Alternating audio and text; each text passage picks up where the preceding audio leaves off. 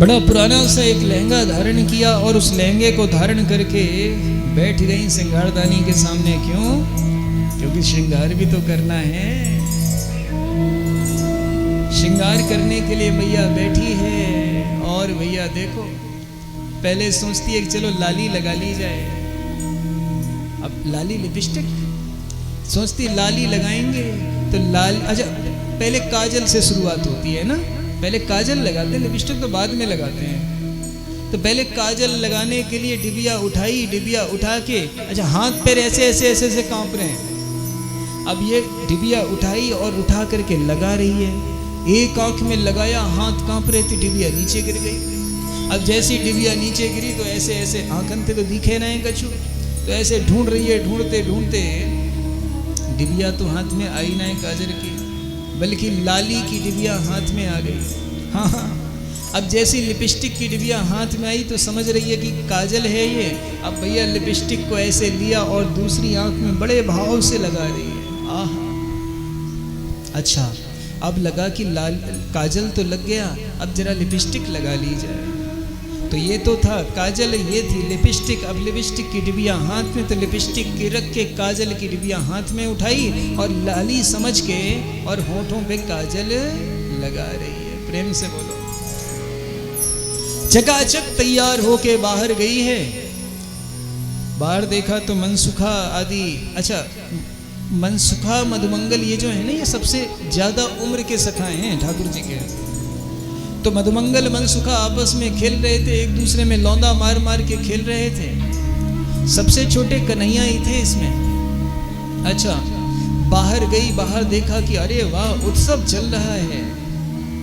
तो उत्सव की बात देखकर बाहर जोर से आवाज लगा के पूछती है, अरे भैया मधुमंगल। हाँ काकी। अरे का भयो है। अब जब कोई बोलता है का, तो का पूरा मुंह खुल जाता है, बोलता है ना, बोल के देखो का, मोड़ो खुल रहा है ना पूरा।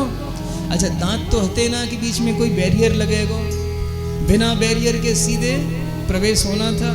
तो जैसे ही देखा कि मैया पूछ रही है का भयो है, तो मधुमंगल को शरारत सूझी। 250 ग्राम का एक माखन मिश्री का गोला ये फेंक के मारा, और जैसे फेंक के मारा कोई बैरियर था नहीं मैया के मुख में, और मुख से सीधा गर्दन में होते हुए पेट में पहुंच गया।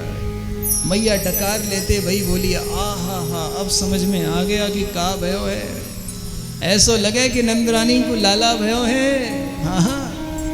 मधुमंगल बोला कि अरे काकी तू बड़ी समझदार है, सच में लाला ही भयो है। और जैसे ही लाला की बात सुनी तो आज ये झूम के नाची है मैया कि आज आनंद ही आ गया है। प्रेम से बोलो।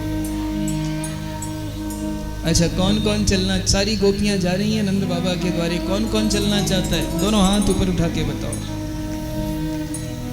जो जो नंद बाबा के द्वार पर चलना चाहता है बधाई देने के लिए कृपया वो हाथ ऊपर करके बता दें। कौन कौन चलना चाहता है? पीछे वाले नहीं चलेंगे क्या?